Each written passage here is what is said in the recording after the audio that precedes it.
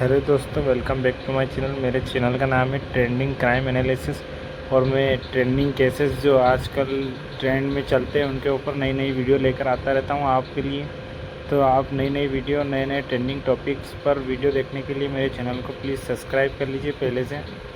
और हम रोज़ ऐसे ही नए नए टॉपिक्स पर आपके लिए इम्पोर्टेंट और इन्फॉर्मेटिव वीडियोस लाते रहेंगे। नमस्कार। चलिए सीधा आज के इस बेहद दिलचस्प विश्लेषण में गोता लगाते हैं। आज के इस सफर में हम सिर्फ एक साधारण द्विपक्षीय बैठक से शुरुआत करेंगे और फिर थोड़ा जूम आउट करके पूरी दुनिया की सुरक्षा और कूटनीति के बड़े परिदृश्य को समझने की कोशिश करेंगे। आज का हमारा मुख्य आधार द हिंदू की वो विस्तृत रिपोर्ट है जो फिनलैंड और भारत के बीच तेजी से बढ़ते रिश्तों और उसके बड़े वैश्विक असर पर रोशनी डालती है। आज हम जिन अहम पड़ावों से गुजरेंगे वे हैं नॉर्डिक कनेक्शन, फ्री ट्रेड की रफ्तार, यूक्रेन का मुद्दा, नाटो की सुरक्षा और आखिर में आर्कटिक का नया फ्रंटियर। तो शुरुआत करते हैं हमारे पहले विषय से, नॉर्डिक कनेक्शन। हाल ही में ओस्लो में भारतीय प्रधानमंत्री नरेंद्र मोदी और फिनलैंड के प्रधानमंत्री पेटेरी ओरपो के बीच जो शानदार मुलाकात हुई वो असल में इस नई कूटनीतिक नींव का सबसे बड़ा सबूत है। अब जरा इस टाइमलाइन पर गौर कीजिए। ये साफ दिखाता है कि यूरोप में भारत की कूटनीतिक रफ्तार कितनी तेज हो चुकी है। मई 2026 में नीदरलैंड, स्वीडन, नॉर्वे और इटली का दौरा। उसके ठीक बाद जून में G7 शिखर सम्मेलन के लिए फ्रांस और स्लोवाकिया की यात्रा। और फिर इसी साल के अंत तक ब्रुसेल्स जाने की तैयारी। ये कोई सामान्य कूटनीतिक कार्यक्रम नहीं है, बल्कि यूरोप के साथ संबंधों को एक नई ऊंचाई पर ले जाने की बहुत ही सोची समझी रणनीति है। और इन दौरों का असर सीधा अर्थव्यवस्था पर पड़ता है। $1.5 बिलियन। फिलहाल भारत और फिनलैंड के बीच व्यापार का यही आकार है। लेकिन दिलचस्प बात यह है कि दोनों देशों के नेताओं ने एक बेहद महत्वाकांक्षी लक्ष्य तय कर लिया है। वो इस मौजूदा आंकड़े को दोगुने से भी अधिक करना चाहते हैं। अब सवाल उठता है कि इतनी बड़ी आर्थिक छलांग कैसे लगेगी। इसके लिए रणनीति बिल्कुल साफ है। सारा फोकस सिर्फ पुराने तरीके के व्यापार पर नहीं है, बल्कि भविष्य की तकनीकों पर है। यानी आपसी सहयोग को और गहरा करना, डिजिटलीकरण की रफ्तार बढ़ाना और सबसे अहम सस्टेनेबिलिटी या हरित परियोजनाओं पर जोर देना। चलिए अब दूसरे पहलू की ओर बढ़ते हैं, मुक्त व्यापार या फ्री ट्रेड को गति। अगर हम फिनलैंड से थोड़ा पीछे हटकर पूरे यूरोप की तस्वीर देखें तो भारत यूरोपीय संघ के बीच लंबित समझौते की अहमियत समझ में आती है। इस मामले में फिनलैंड के प्रधानमंत्री पेटेरी ओरपो का ये बयान काफी कुछ कहता है। उनका ये उत्साह साफ दिखाता है कि फिनलैंड इस फ्री ट्रेड एग्रीमेंट को जल्द से जल्द हकीकत बनाने के लिए कितनी बड़ी प्रेरक शक्ति बना हुआ है। वे इस पर तुरंत काम शुरू करने के पूरी तरह से पक्ष में हैं। और इसका असर भी पूरे यूरोपीय संघ में दिख रहा है। यूरोपीय परिषद के सभी 27 सदस्य देश इस नए समझौते के मसौदे से बेहद खुश हैं। कमाल की बात तो ये है कि ये देश इस समझौते के पूरी तरह से लागू होने का इंतजार भी नहीं कर रहे हैं। उन्होंने तो अभी से भारतीय कंपनियों के साथ नए व्यापारिक मौकों की तलाश शुरू कर दी है।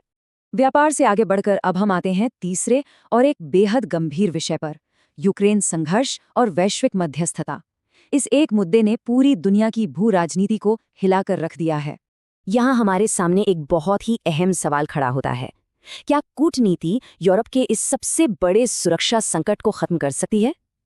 देखिए, फिनलैंड रूस का एक बहुत ही करीबी पड़ोसी देश है और जाहिर है इस चल रहे संघर्ष से वो खुद को गहरे खतरे में महसूस करता है। यहीं पर कूटनीति काम आती है। फिनलैंड को भारत से बहुत बड़ी उम्मीदें हैं। पीएम ओरपो का स्पष्ट मानना है कि चूंकि भारतीय प्रधानमंत्री के राष्ट्रपति पुतिन और ज़ेलेंस्की दोनों के साथ काफी मजबूत संबंध हैं, इसलिए भारत दोनों पक्षों को बातचीत की मेज पर लाने के लिए एक बेहतरीन मध्यस्थ साबित हो सकता है। हालांकि शांति की इन उम्मीदों के साथ साथ फिनलैंड का अपना एक बेहद कड़ा रुख भी है। उनका बिल्कुल साफ मानना है कि रूसी तेल पर पश्चिमी देशों के प्रतिबंध हर हाल में जारी रहने चाहिए। उनके नजरिए में तेल का यह निर्यात सीधे तौर पर रूस के सैन्य अभियान की फंडिंग कर रहा है और आर्थिक दबाव बनाए रखना ही इस युद्ध को खत्म करने का एकमात्र रास्ता है। अब बढ़ते हैं चौथे हिस्से की तरफ, नाटो और सुरक्षा की बदलती तस्वीर। हाल के कुछ ही सालों में इस पूरे क्षेत्र की सैन्य रणनीति ने बहुत तेजी से करवट ली है। इस बदलाव को समझने के लिए थोड़ा पीछे चलना होगा।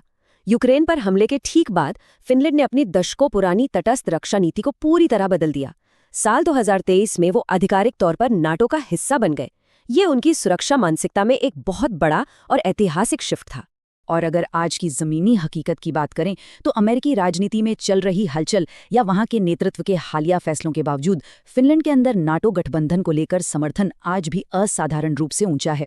यानी उनकी सुरक्षा प्रतिबद्धता में व्यवहारिक तौर पर कोई बदलाव नहीं आया है। वे नाटो के साथ पूरी मजबूती से खड़े हैं। अंत में आइए अपने 5वें और आखिरी पड़ाव पर चलते हैं, आर्कटिक फ्रंटियर। भू राजनीति से थोड़ा जूम आउट करके अब हम दुनिया के शीर्ष पर मौजूद एक बड़े ग्रहीय मुद्दे पर नजर डालते हैं। यहाँ हमें 2 अलग लेकिन आपस में जुड़े हुए पहलू देखने को मिलते हैं। एक तरफ है राजनीतिक कूटनीति, जहाँ भारत आर्कटिक परिषद में एक स्थायी पर्यवेक्षक के तौर पर अपनी जगह मजबूत कर रहा है, और दूसरी तरफ है विज्ञान, जहाँ जलवायु परिवर्तन के गंभीर खतरों से निपटने और उसका अध्ययन करने के लिए वैश्विक शक्तियों को मिलकर काम करने की सख्त जरूरत है। और इसी के साथ हमारा ये पूरा विश्लेषण एक बहुत ही अहम और विचारोत्तेजक सवाल पर आकर रुकता है।